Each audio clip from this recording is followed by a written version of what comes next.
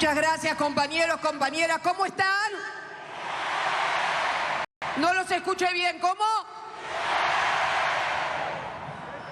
La verdad que qué mejor lugar que volver a encontrarnos en esta Plaza de Mayo. La Plaza de la Patria. La verdad que con esta lluvia... ¿No llueve ahora? Milagro. Dios. Milagro. Y yo que quería ser una figurita de Villiquen. Bueno, para los más pibes de 20 años que no saben qué era Villiquen, les cuento que era una revista que animó los años infantiles y escolares de millones de argentinos. Quiero encontrarme de nuevo con ustedes en esta plaza, como hace... ¿Qué?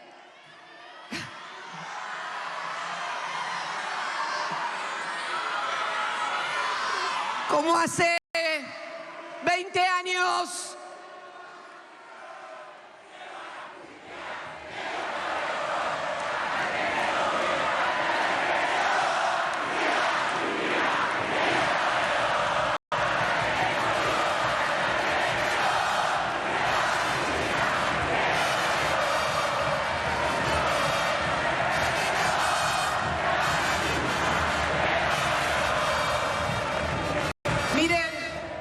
Compañeros, compañeras, hace exactamente 20 años que llegábamos con él acá, a esta misma plaza, en la que 30 años antes habíamos estado.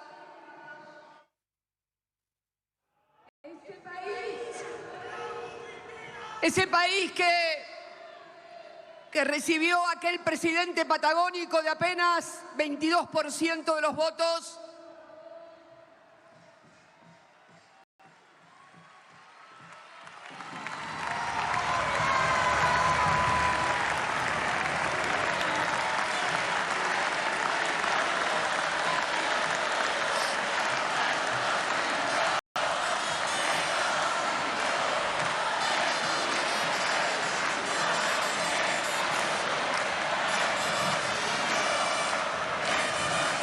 Y no lo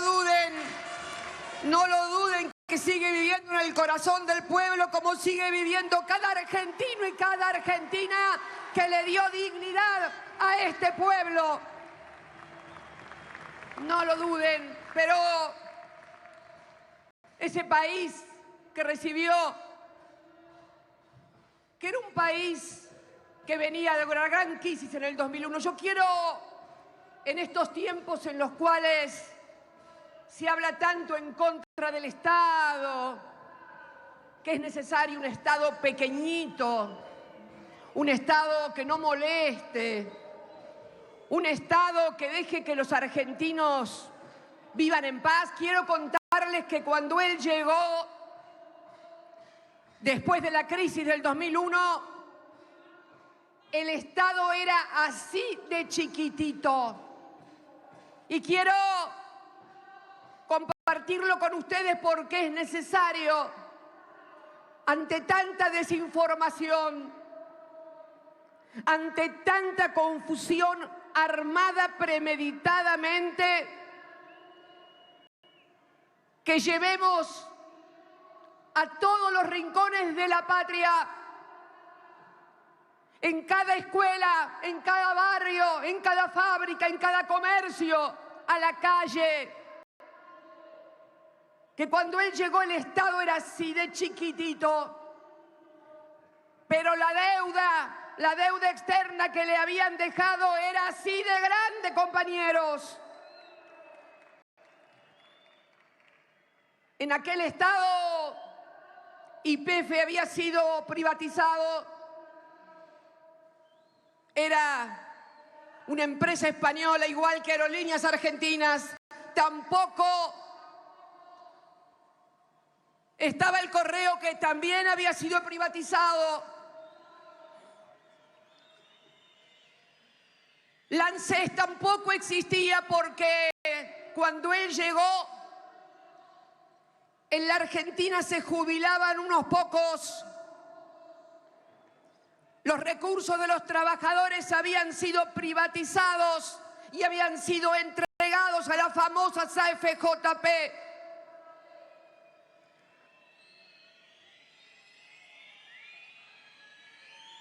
Apenas una jubilación de 200 pesos para los que habían cumplido todos los años y todos los aportes. Las AFJP se terminaron quedando con los sueldos más altos como aportantes y los más bajos los terminó pagando el Estado, cuando en el año 2009 recuperamos la administración de las AFJP.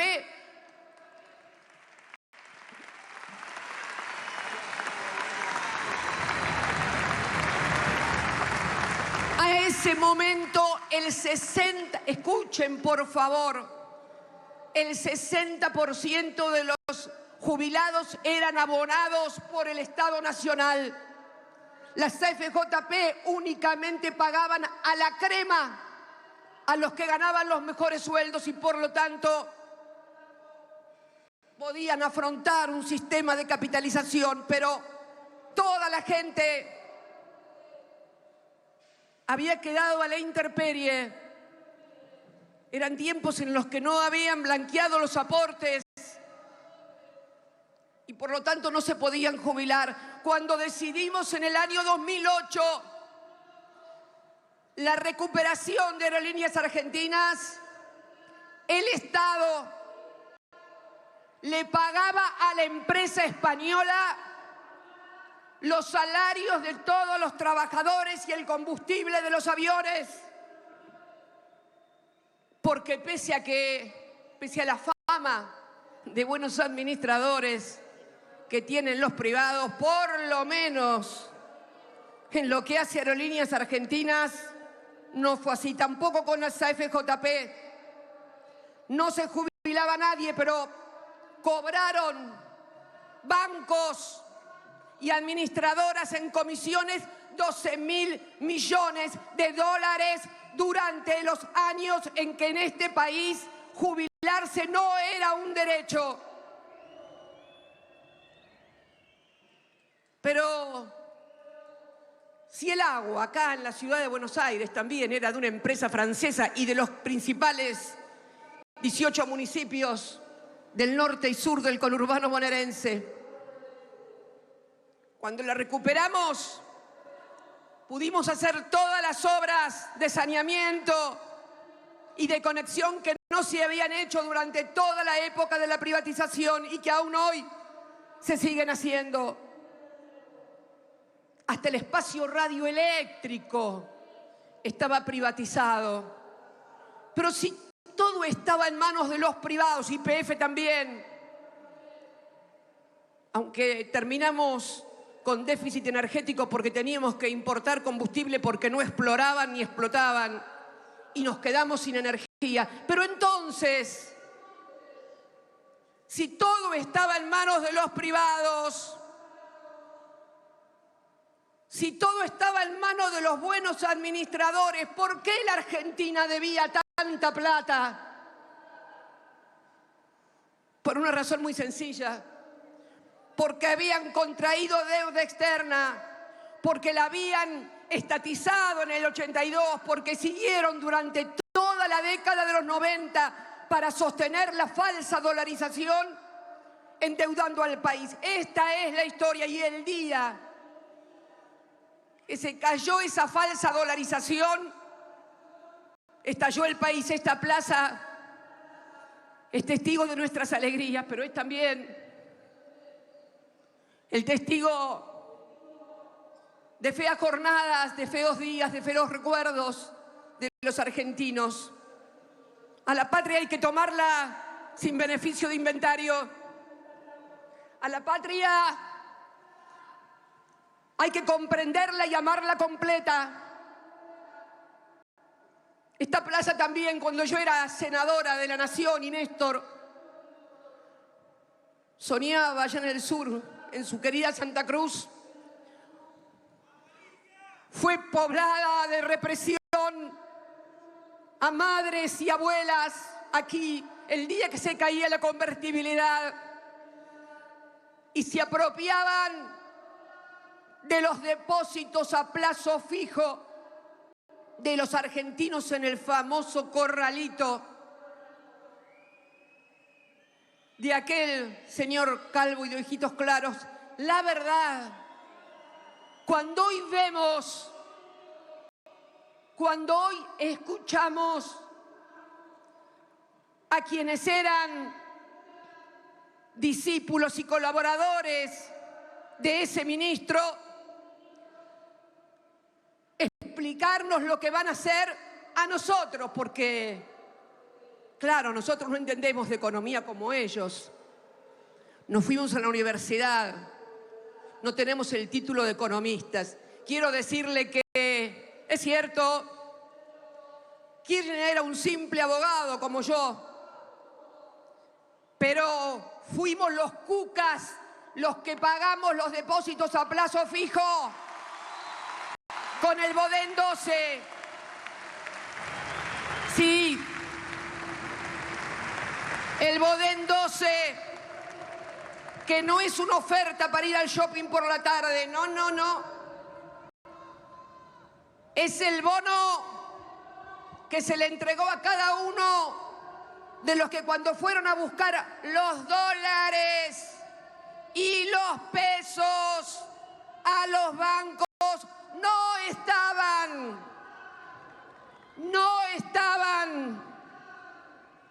esos dólares y esos pesos que se le quedaron los genios de las finanzas, los pagaron los cucas, Néstor y Cristina.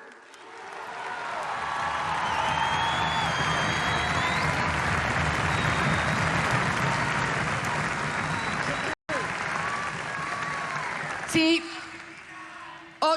me acuerdo como si fuera hoy, 8 cuotas. Las 3 primeras las pagó Néstor, 2005, 2006 y 2007. Las otras, la última la pagamos 5, la última en el 2012. Anoten, genios de la economía, se la agarpamos nosotros, la de ustedes. Nosotros los cucas, los perucas.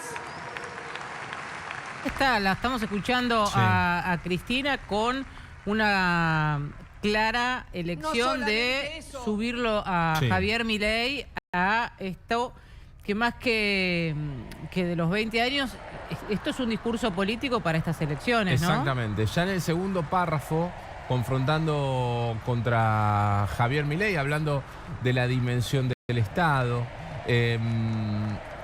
Y la verdad que es interesante porque, en definitiva, Cristina está eligiendo confrontar con Milei. Tuvo una oportunidad incluso cuando hace referencia al correo, también si quería, de criticar a Mauricio Macri. Ahora de repente todo esto lo que lleva es a un punto de confrontación.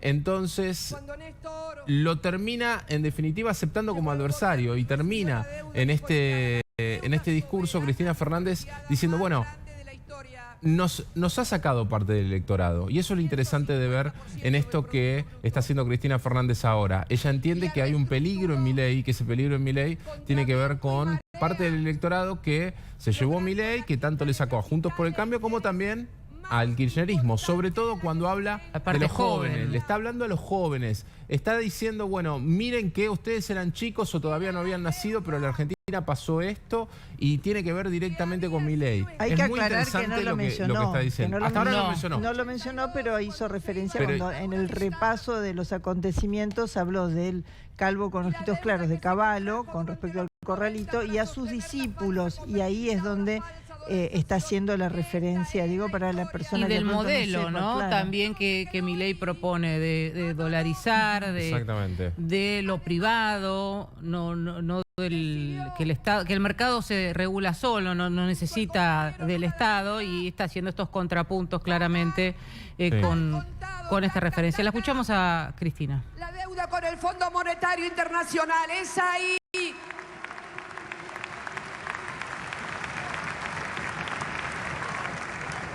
Es ahí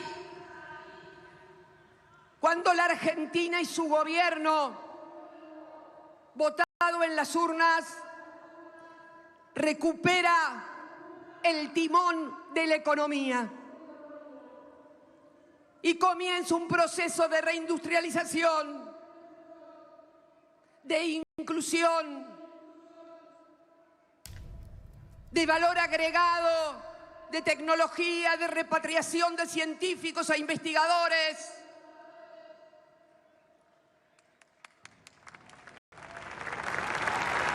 De la construcción de una red social de inclusión para una sociedad que había sido devastada por la desocupación y la exclusión. Cuando el compañero llegó, un médico, por favor, ahí, acá, a mi izquierda. Paso, a ver. ¿Está bien? Alfonsín. Cuando ese compañero llegó a presidente de la República, el Producto Bruto de este país era de 164.000 millones de dólares. Cuando su compañera entregó el gobierno el 10 de diciembre del 2015, el Producto Bruto era de 647.000 millones de dólares.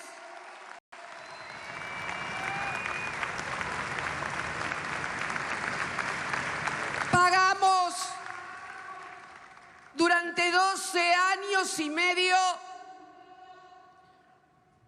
100.000 millones de deuda de dólares que no habíamos contraído nosotros. ¿Y qué? ¿Fue magia? ¿Somos unos genios? No. El modelo de construcción de la sociedad, un modelo de producción, de valor agregado, de inclusión social, de sostenimiento de la industria nacional, de buenos salarios. No es pecado pagar buenos salarios, al contrario, es de buenos cristianos.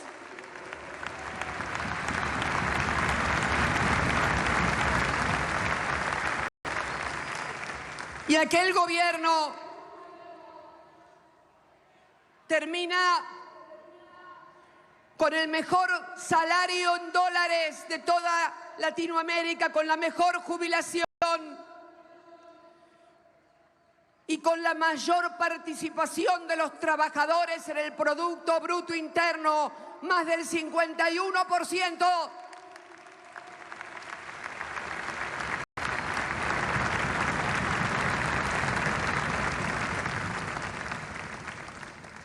Yo creo que es bueno contar estas cosas y que se sepan, porque son números duros e inobjetables. Muchos dicen que mi segundo gobierno no fue tan bueno como el de Néstor ni como el primero mío. Tengo claro que es porque fue cuando más plata ganaron los trabajadores y cuando más podría ahorrar guita la gente. No tengo ninguna duda. No tengo ninguna duda. Y miren, no es que fueron 12 años fáciles, porque además está el otro argumento. Tenían todo a favor. A los 4 o 5 meses, no, ¿qué menos? 3 meses de asumir como presidenta por otro genio de la economía también, de los que nos dan clases todos los días. Casi me pongo el país de sombrero.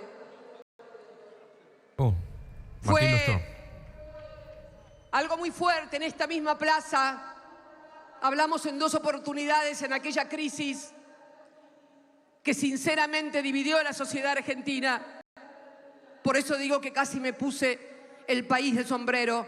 Una crisis política de magnitud muy fuerte. Y a los pocos meses, sobre mojado llovido, valga la redundancia, sobre mojado llovido, la crisis de Lehman Brothers, se cayó el mundo financiero en Wall Street y en todo el mundo. Una de las crisis, dicen los que escriben sobre estas cosas, que después del crack del 30 fue la más grande crisis internacional financiera que se recuerda, la del 2008. Después, enseguidita, 2008-2009, vino una sequía, sí. La sequía es algo redundante siempre en la economía argentina, tan agrodependiente en algunas cosas. Me acuerdo que entre el 2008, 2009, 2010 perdimos millones de cabezas de ganado. Hay una ventaja con respecto a esta sequía. En esta sequía nadie le echa la culpa al gobierno porque obviamente es una cuestión climatológica. El otro día, charlando con un dirigente de los movimientos sociales, se acordaba de que en nuestra sequía del año 2008-2009 colgaban a las vacas que se habían muerto en los alambrados y decían: esto es culpa de Cristina. Claro, la crisis y el enfrentamiento había... No me enojo, no es con rencor que lo digo, para nada. Para nada. Simplemente el enfrentamiento y la confrontación había sido tan intensas que las consecuencias no podían desaparecer, ni aún todavía han desaparecido. Es una pena realmente. Es una pena porque necesitamos, en serio, los argentinos y las argentinas, poder articular algo diferente. No podemos seguir atados a una economía primarizada. No podemos seguir atados a los precios internacionales o a que llueva o a que salga el sol. Necesitamos dar un salto cualitativo los argentinos, de articular lo público y lo privado, una alianza entre lo público y lo privado para agregar valor, para incorporar tecnología. Miren, cuando uno ve las principales economías que han surgido en los últimos 20 o 30 años, fundamentalmente desde el lado asiático, no solamente China, cuando uno mira cada uno de esos ejemplos, lejos está de la doctrina que nos quieren imponer acá, que el mercado y lo privado todo lo resuelve. Al contrario, son modelos de acumulación acordados entre el sector público y el sector privado en las actividades que más retorno provocan y por lo tanto mayor incorporación de tecnología, de valor agregado y de trabajo calificado. Esta es la discusión que están esperando millones de argentinos y no las boludeces que se dicen todos los días en los medios de comunicación. Boludeces. Y perdonen la expresión.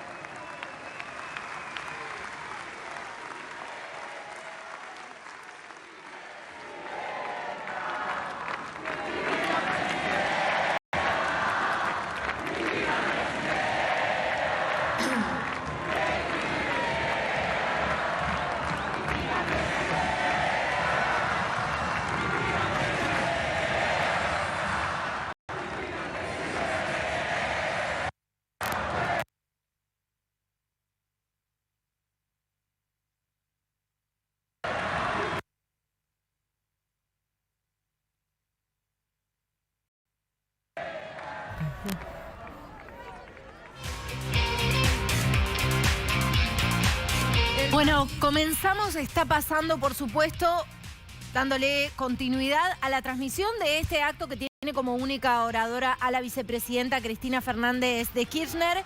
Escuchábamos allí los cánticos, Cristina presidente, para algunos sectores del kirchnerismo. No cesa este operativo clamor. Miren, cuando...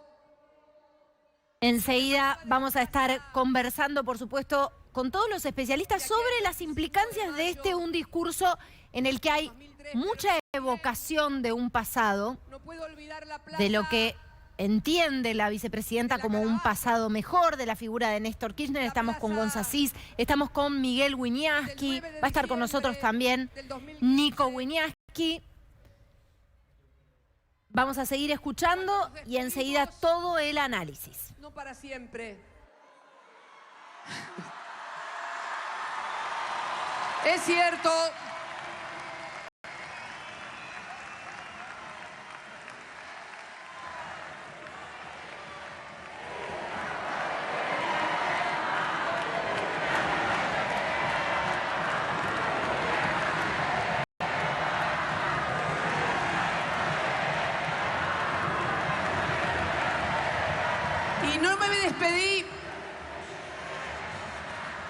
Y no me despedí.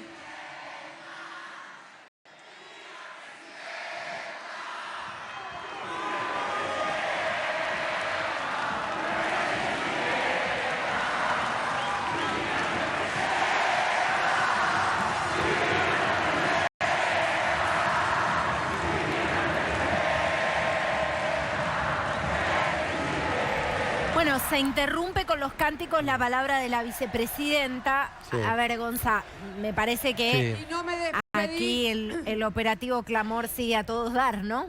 Mirá cómo será, Caro, que arrancó este acto a las 15:35 e inmediatamente antes que hable ella fue Cristina presidenta. El discurso de Cristina arrancó a las 15:40 y es lo que se pudo ver con mucha claridad. Fue una estrategia histórica que tiene el Comando de Comunicación del Frente para la Victoria, que es establecer esta cuestión de los marcos comunicacionales enfrentados. Primero, la década del 90, haciendo mucho hincapié en las políticas de Domingo Cavallo, emparentando con el sistema de dolarización que propone Milei, y después lo que plantea Néstor Kirchner en 2003. Seguimos escuchando. Haber podido decirle a los argentinos que le dejábamos un país mucho mejor que el que habíamos recibido era una muestra de orgullo. Miren,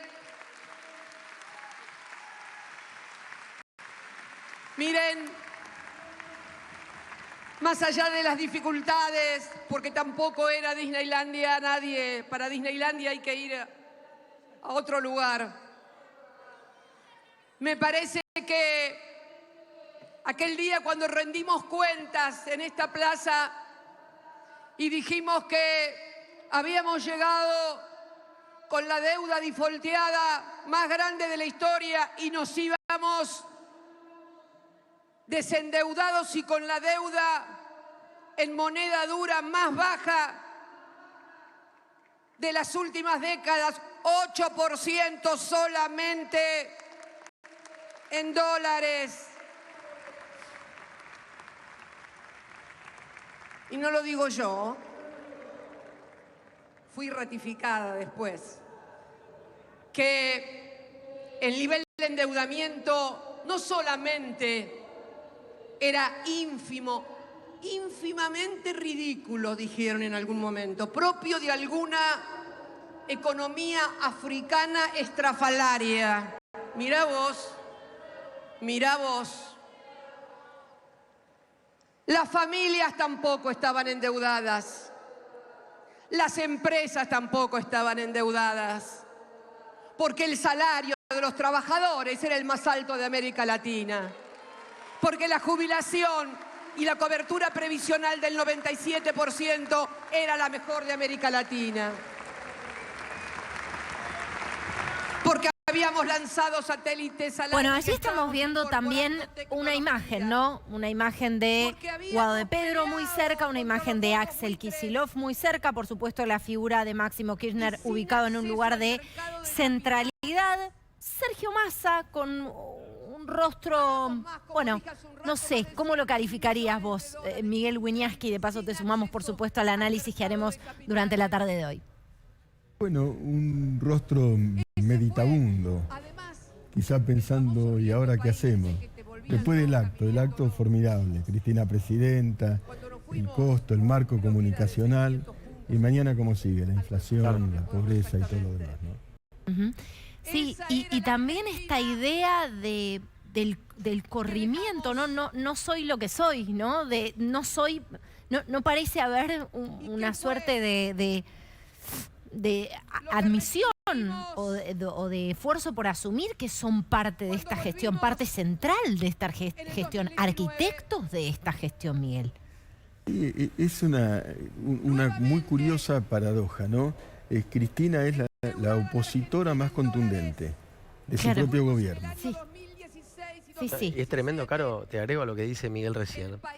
Todos esos ministros que ven arriba del escenario tienen una actitud connivente en este proceso de aislar al presidente de la nación, del cual ellos son ministros. Digo, me sorprende mucho, y voy a decirlo, la verdad que lo pensé mucho antes de decirlo, porque incluso son personas con las que uno habla habitualmente, pero digo, pienso en Sergio Massa, pienso en Gabriel Catopodis, pienso en Victoria Tolosa Paz, que está en ese lugar, porque ahí arriba la puso Alberto Fernández.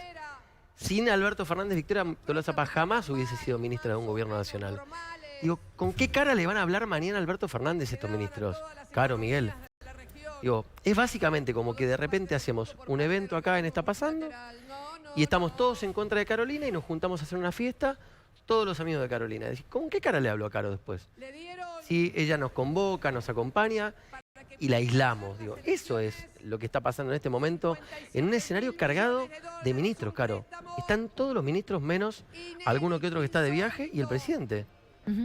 Bueno, es muy impactante esto. Bueno, allí vemos las banderas, carteles con algunos nombres. Vos recién mencionabas a Gabriel Catopodis. Y también pensaba en la construcción de una alternativa que sea gravitante dentro del kirchnerismo. ¿Ha fracasado en este esfuerzo, Miguel? Bueno, es que Cristina, digamos, logra una hipnosis ahora para su público cautivo, que es ese, pero esa hipnosis tiene a tantos de los suyos sometidos, digamos, a su liderazgo, sin la posibilidad de abrir, o aparentemente sin la posibilidad de abrirse a otras voces. Acá hay una única voz, y el relampagueo de todos los flashes va sobre una sola persona, rodeada de sus íntimos, ¿no es cierto? Pero es ella, es el unicato en acción. Interesante, Caro, escuchándolo a Miguel. Perdón, recién Cristina hacía un paréntesis diciendo, perdónenme el personalismo. Bueno, todo esto ha sido un acto personalista. Digo, 25 de mayo es el Día de todos los argentinos, ¿no? Totalmente. Muy bien, vamos a seguir escuchando.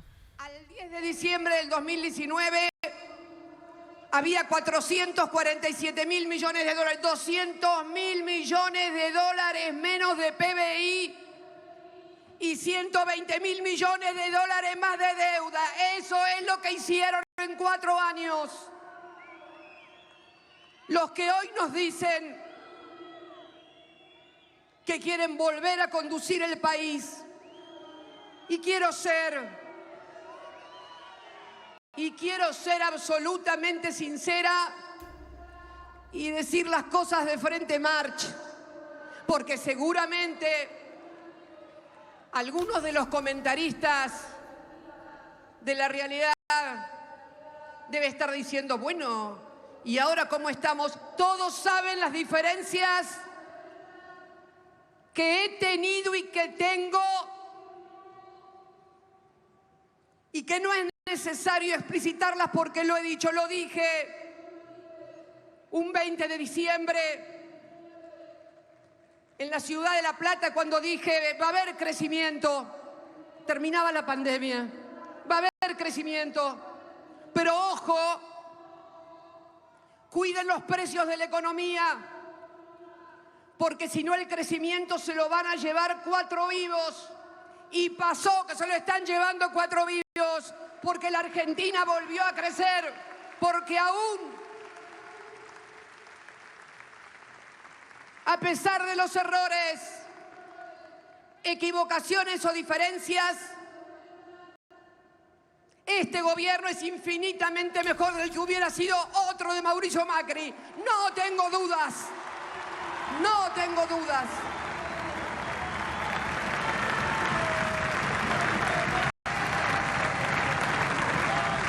Todavía, medido el Producto Bruto del 22, no llegamos a los 647.000 millones de PBI del 15, pero estamos en 633.000 millones. El problema que hoy tenemos acuciante es la distribución del ingreso. Y miren, créanme que para distribuir el ingreso muchas veces hay que ponerle carita fea a los que tienen mucho. Y no se trata de confrontar.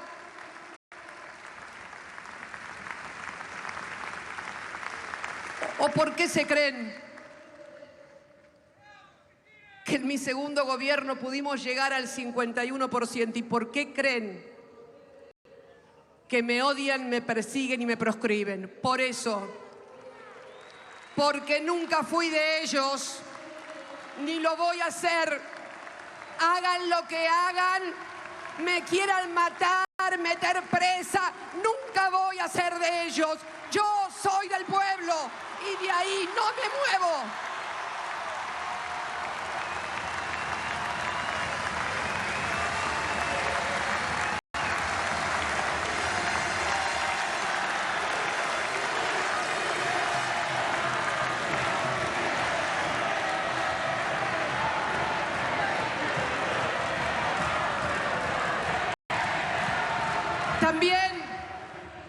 También tenemos que saber que es necesario construir organización, profundidad territorial de la organización, profundidad sectorial en los sindicatos, en las fábricas. Una sola persona no puede. Bueno, en este tramo del discurso, Miguel, se refuerza esta idea que vos recién planteabas de Cristina como la opositora de su propio gobierno o del gobierno del cual ha sido y es arquitecta. Todos saben las diferencias que he tenido y que tengo, dice Miguel. Y definitivamente, y a la vez hay otra cuestión que no deja de llamarme la atención a la vez de que es reiterada. Yo soy del pueblo, dice. Yo no sé si el pueblo ahora está con ella en términos mayoritarios, porque es otra vez esta definición o esta invención del pueblo. El pueblo es cristinista. Y el que no es cristinista, ¿qué pasa? No es del pueblo. Esa originaria, ese antagonismo originario entre pueblo y antipueblo, y ella comandando a los sectores populares. ¿Será así? Sí, y después estos ejercicios, ¿viste? de saltos temporales o hasta contrafácticos, ¿no? Este gobierno es infinitamente mejor de que hubiera sido otro de Mauricio Macri. Bueno, ahí escuchamos, porque nos piden, pero después te cuento algo. Sí. Elaborar un programa propio de crecimiento, de industrialización, de innovación tecnológica.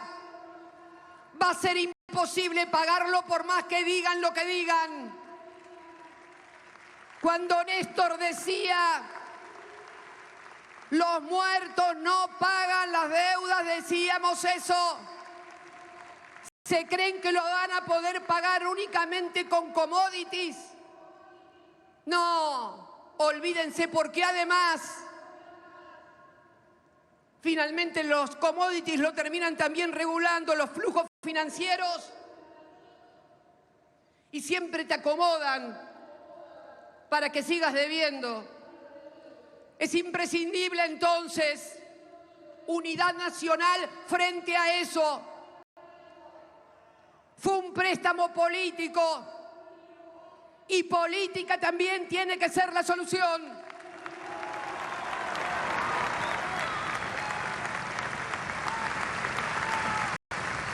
En todo caso, que lo aten a un porcentaje de exportaciones, pero que dejen de querer dirigir la política y clausurarnos la industrialización del país y convertir... Otra vez. 46 millones no alcanza únicamente con la materia prima. Tenemos que agregar valor para que haya trabajo de calidad y buenos salarios. Hace alusión a agregar valor a la industrialización, a la mejora de los salarios. Porque nosotros lo hicimos durante 12 años y medio. Si había algún tipo de pudor con el personalismo, me parece que nosotros lo hicimos, lo hice. Que claro, una de las estrategias comunicacionales típicas de los sistemas personalistas es, y acá se me va a reír uno de nuestros productores, Juliano Valla, porque lo contaba un día, es apegarse siempre a la teoría filosófica de Carl Schmitt, ¿no? Que es, estos somos nosotros, del otro lado están los otros, ¿no? Entonces yo me defino no como Gonzalo Asís, sino yo no soy Miguel Wiñaski. Es como que me defino siempre por oposición a un otro. Es lo que está haciendo desde que arrancó este discurso. Primero, al armar toda una escenificación comunicacional de lo que fue la década del 90, dijo el hombre calvo de ojitos claros, en clara referencia a un hombre que ella admiraba. Y hay registro de esto, que es Domingo Felipe Cavallo. Después habló de dolarización, ahí lo trae en el marco comunicacional a Javier Milei. Y después, a las 15:50 más o menos, 20 minutos después de haber arrancado el acto, arranca a plantear lo que ella entiende que está del otro lado, Caro, que es toda la descripción de los gobiernos de Néstor y de ella misma. Vamos a seguir escuchando. Una parte de la batería o la batería entera, hacela acá, si te la estás llevando toda. Y cuando escucho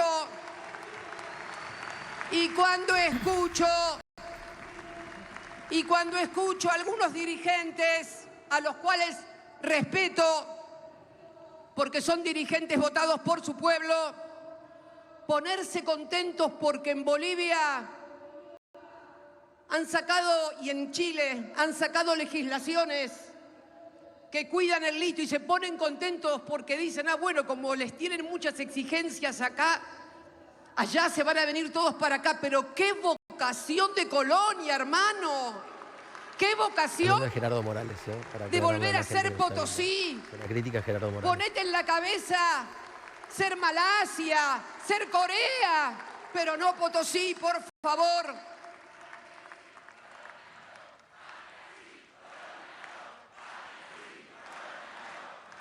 Ahí tenés otro cántico típico de clivaje, Caro. Patria sí, colonia no, otra vez. Sí, más allá de eso también digo la hipersimplificación de todo, ¿no? Que ha sido una característica también de la renovación del pacto a lo largo de la construcción de su relato. Sí, ¿no? para problemas complejos, esquemas y esquematismo todo el tiempo. Como esta, Patria sí, colonia no. Eslogans. Yo no estaba porque seguimos escuchando. Estaba en Santa Cruz, en Río Gallegos, allá por el 30 de octubre del 83, pero en una plaza como esta, desde los balcones de aquel cabildo, un argentino que no era de mi partido había ganado las elecciones afirmando ser la vida y la paz, junto a miles y miles de jóvenes como ustedes, que horrorizados por la tragedia de la dictadura, reclamaban un país diferente, donde los que no piensan igual no son enemigos, sino que solo son adversarios, donde quedaba erradicado y prohibido quitarle la vida al que no pensaba igual. Eso fue también en esta Plaza de Mayo.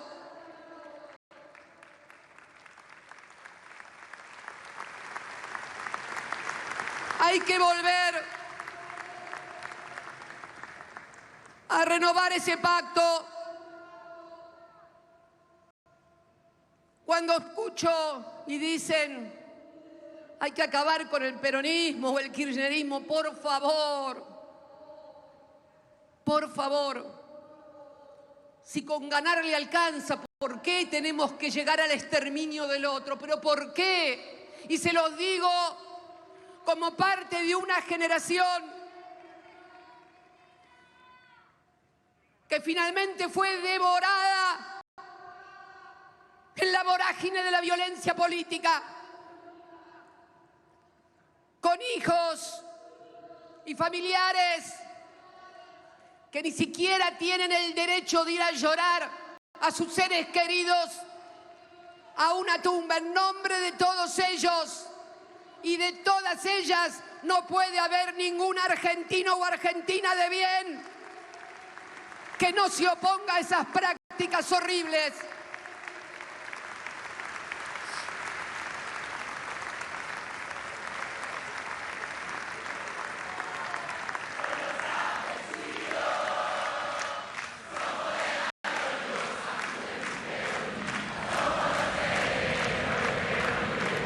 Se suma a esta mesa de análisis Nico Wiñaski. Nico, ¿qué escuchaste hasta ahora?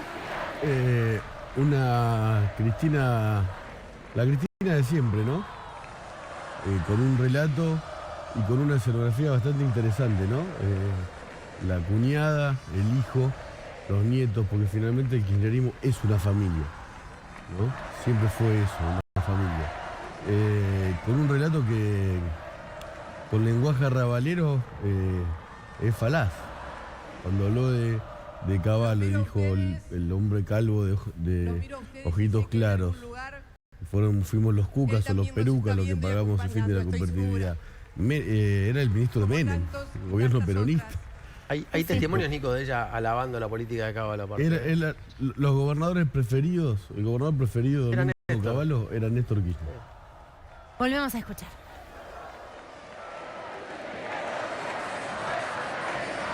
También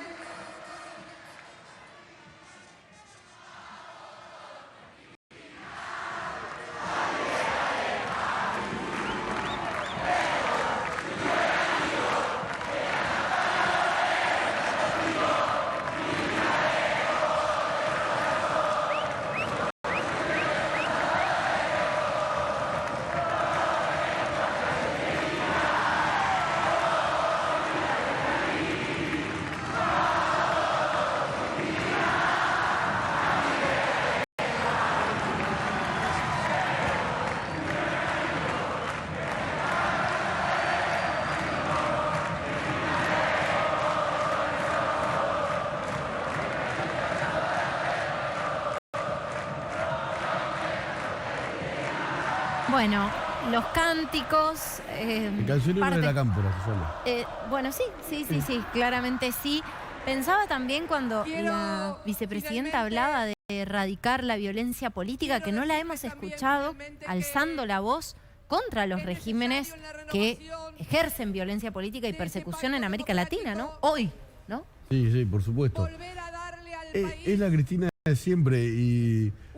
más que las presencias, me parece lo que más pesa es sobre todo una ausencia, que es la del presidente, que es el jefe de gabinete, fue de todos los logros que ella enumeró, o supuestos logros.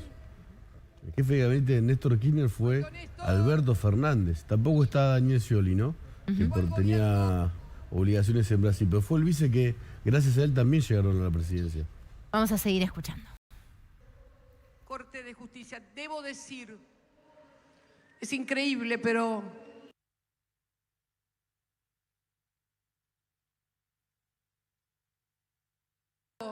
enfáticamente no lo podría haber admitido, pero créanme que aquella corte a la que Néstor pidió formalmente se le hiciera juicio político, al lado de este mamarracho que tenemos hoy, verdadero mamarracho indigno, nunca se escucharon ni se vieron las cosas, nunca se dijo de ningún miembro de la Corte Suprema de Justicia de la Nación las cosas que se saben y que nos enteramos todos los días. Por favor, no importa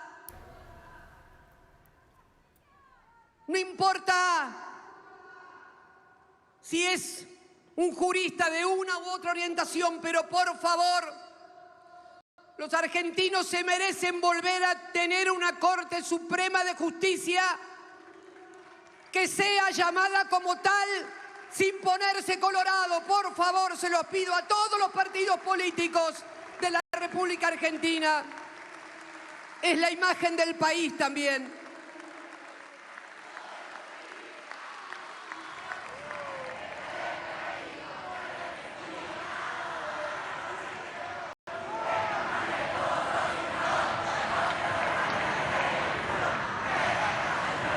Que se ve ahí, Caro, algo muy interesante para marcar y compartir con ustedes en la mesa. ¿Por qué están los que están arriba del escenario, que son personas que ustedes lo saben, Nico, defenestraban a Cristina? La jubilaron 18 millones de veces. Créanme. ¿No? Después lo contamos. Ahí estamos de vuelta, pero ¿sabes qué? Yo pensaba recién, ¿cuánto la necesitan los jefes comunales que están arriba del escenario, que, insisto, defenestraban a Cristina hace muy poco?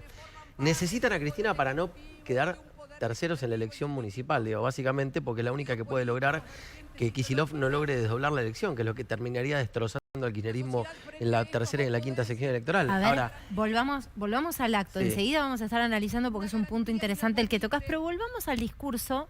La del voto. Porque si no te gustan esos legisladores o no te gusta ese presidente o aquel ministro o aquel...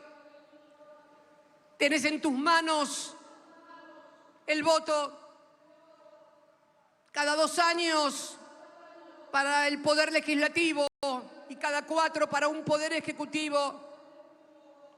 Tenemos que repensar el diseño institucional argentinos. No podemos seguir con la rémora monárquica de personas que son designadas por vida y que nunca más rinden cuentas a nadie ni a nada. No se saben sus declaraciones juradas, no se sabe dónde viven, no se sabe qué tienen. Eso no es de república, eso no es de democracia. Pónganle en el nombre que quieran, miren si no. Hace pocos días conocimos un informe de un organismo constitucional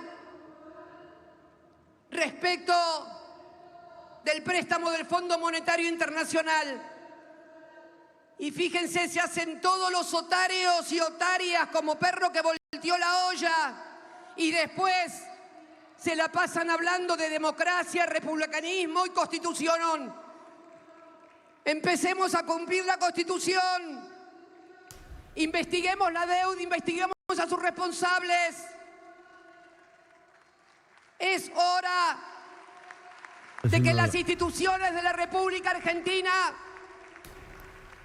no estén para cuidar los intereses de las corporaciones y los poderosos, un informe de la Auditoría General de la Nación sobre el préstamo del FMI que tomó Macri, eludiendo el resto de los informes de la Auditoría General de la Nación, por ejemplo, hablando de corrupción de su gobierno. Está haciendo lo que hace siempre Cristina, ¿no? Y recién... en su lugar de estudio, de trabajo, en la calle, en el bondi, o en el subte, o en la bici. Siempre una parte de la historia, Cristina. Así me marcaba la producción. Infran, ella que habla de los que se perpetúan en el poder. Que este entramado de desinformación en cuanto a los verdaderos responsables de la situación que vive la Argentina en materia de endeudamiento, de falta de dólares, de corridas, que tantas veces han asolado a la República Argentina. Esta vez la gente pueda decidir con claridad, pero sobre todo con información. Por eso, esto no es tarea de una persona, esto es tarea militante. Basta de pedirle al otro que haga cosas que nosotros no estamos dispuestos a hacer. Hay que romperse lo que hay que romperse. Y lo tienen que hacer todos y todas. Yo quiero decirles que muchas gracias.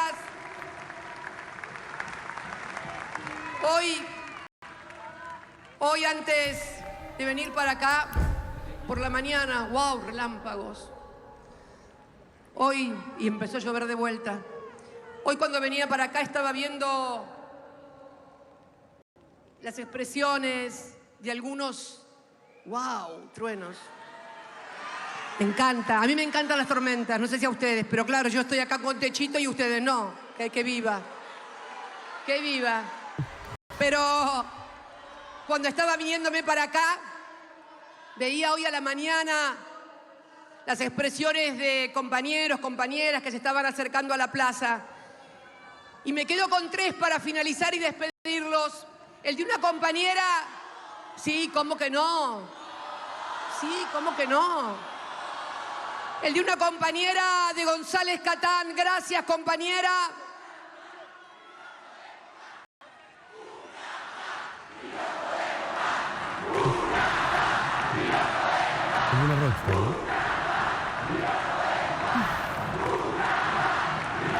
Una compañera, no sé el nombre porque no dijo el nombre, pero era una compañera, ella venía sola, rubia con una coleta, que venía de González Catán. No sé, debe estar por ahí escuchándome a lo mejor a esa compañera que me miró desde su sensibilidad de mujer. Gracias, muchas gracias. La pasaron por C5N, obviamente estaba mirando C5N. Por TN esas cosas no las pasan. Después había una pibita chiquita que había venido de San Juan, Eve, que debe estar por ahí también, y que venía a verme, a agradecer. Gracias, Eve. Y un compañero, José Flores, que era, creo, gaucho de Salta, venía con el poncho colorado de Güemes, y dijo algo muy hermoso de su madre que le hablaba